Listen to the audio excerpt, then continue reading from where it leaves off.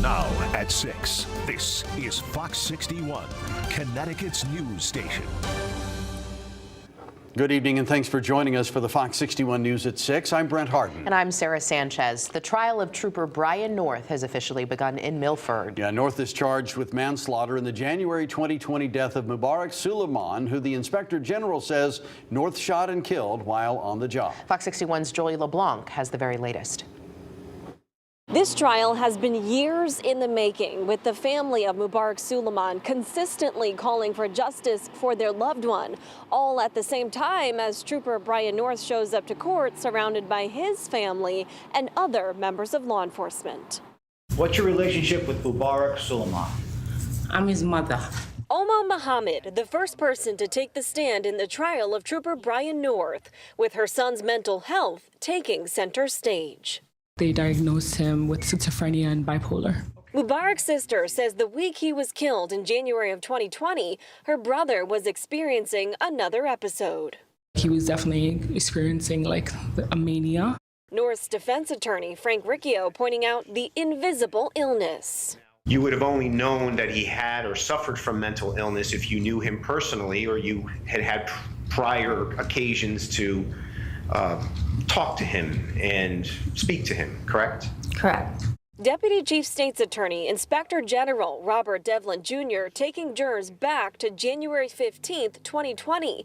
That afternoon, he says Suleiman was at the AT&T in Norwalk and at one point took a knife out of his pocket but never threatened anyone.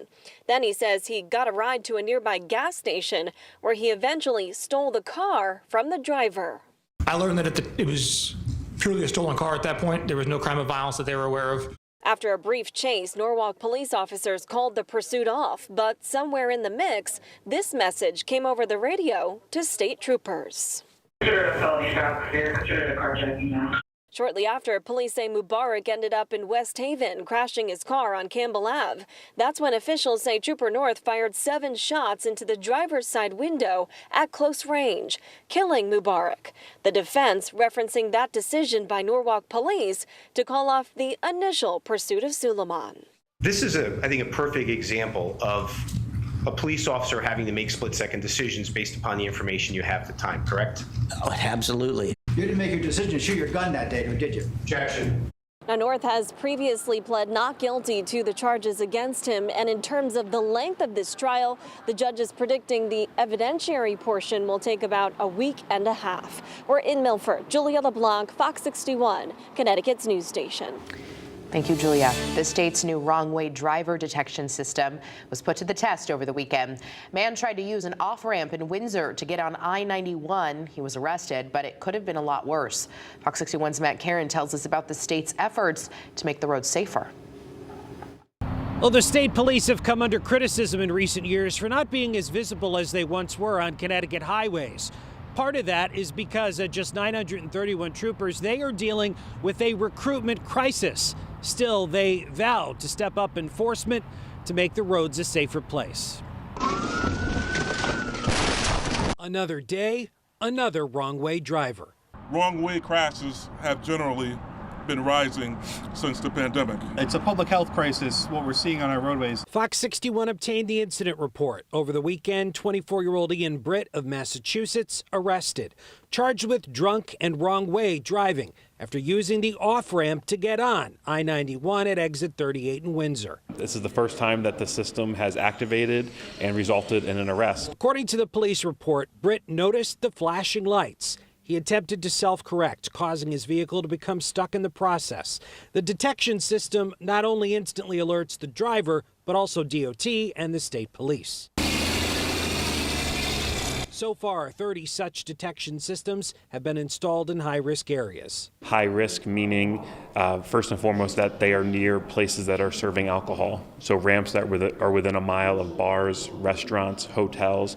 Also ramps where the on-ramp and the off-ramp are directly next to each other. It comes at a time when Connecticut's roadways are more dangerous than ever. 2022 was probably the most dangerous year on the roads ever, resulting in stepped-up efforts along the Merritt Parkway, I-91 and I-84.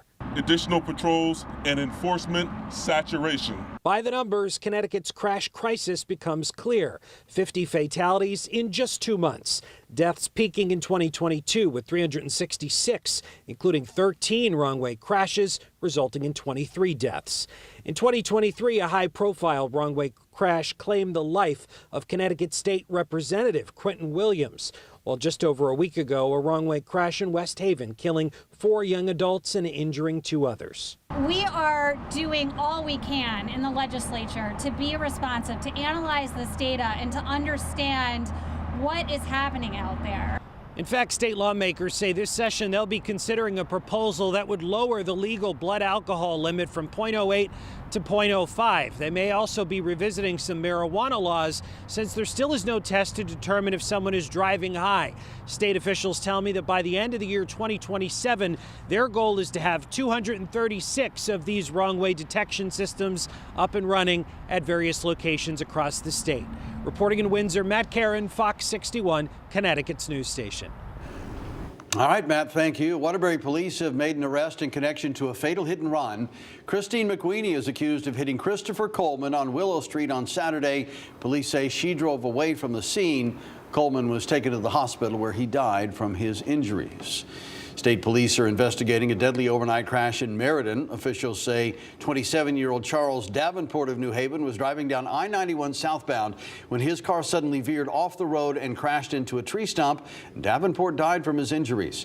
Anyone with any information on what happened should call police. An alert tonight from the State Department of Social Services. They say there's been an increase in skimming where thieves steal benefits. The department says they're unable to replace cash benefits but can replace up to 2 months of SNAP benefits. They're also sharing some tips on how to keep your benefits safe.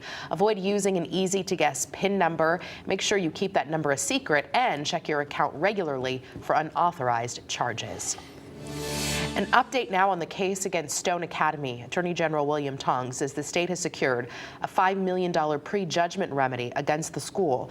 The state had asked the court to attach money to Stone Academy's assets pending litigation to prevent defendants from shifting resources to evade accountability. Tong sued the school and their owner, Joseph Breibaum, after Stone Academy's abrupt closure last year, alleging numerous violations of the Connecticut Unfair Trade Practices Act. Bit of a warm start to the week, but will it last? Chief Meteorologist Rachel Frayne joins us now with the answer. Rach? Yeah, actually warm temperatures are going to last through this week. So you don't need your winter coat, but you sure do need your umbrella. We are talking about lots of rain starting off and on through the day tomorrow and taking us right into this upcoming weekend, although there will be some breaks in the action. 57 right now in Hartford, much warmer than Meriden, which is close to 50 degrees. We've got some clouds that are coming in from the south after sneaking in another nice day. And we've got this rain coming in from the mid-Atlantic too. And that will be with us as we head into your Tuesday. But if you're heading out over the course of the next few hours, maybe you need to run to the grocery store, pick up the kids from something after school or walk the dog. No weather issues there. I don't think we see this rain develop until we head closer to daybreak. We'll say after 3 or 4 o'clock in the morning. So waking up tomorrow morning, we're seeing some showers out there, nothing terribly heavy, but just enough to dampen the ground and slow things down a little bit. Temperatures will be in the 40s as we head through the day tomorrow. Again, still above average for this time of year. There could be a briefly moderate downpour tomorrow, but I think we see some heavier rain later this week, especially Wednesday afternoon into Wednesday evening. We'll do our best to time out the various rounds of rain in store, again, between tomorrow and this weekend. Lots to talk about coming up. All right, Rachel, thank you. The Supreme Court gave former President Donald Trump a major win today. The justices say Trump's name can be on Colorado's presidential primary ballot. Colorado, Maine, and Illinois had all decided to kick Trump off for his alleged role in the January 6th riot. The unanimous decision restores his name on all 3 ballots. Fox's Caroline Shively reports from Washington. The Supreme Court ruled that Colorado had gone too far, and former President Trump will stay on the primary ballot. But the decision applies to all 50 states, coming just 1 day before Super Tuesday. It was a very important decision. We're very well crafted. President Trump, usually a critic of the U.S. court system, called the justices' ruling keeping him on the Colorado ballot unifying and inspirational. I think it will go a long way toward bringing our country together, which our country needs. At the center of the case, Section 3 of the 14th Amendment bars a person who has participated in an insurrection from holding federal office. The Colorado court ruled in December that Trump was ineligible because of the alleged role he played in the Capitol riot in 2021, even though he has never been charged.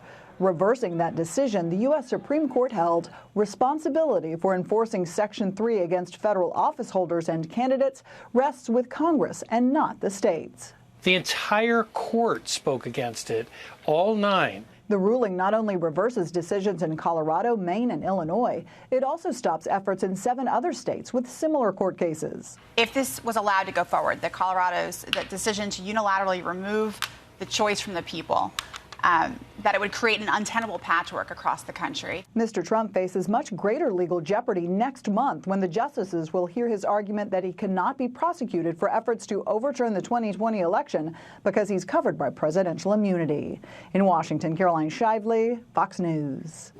More than a dozen states will cast their ballots tomorrow during the busiest voting day of the primary season.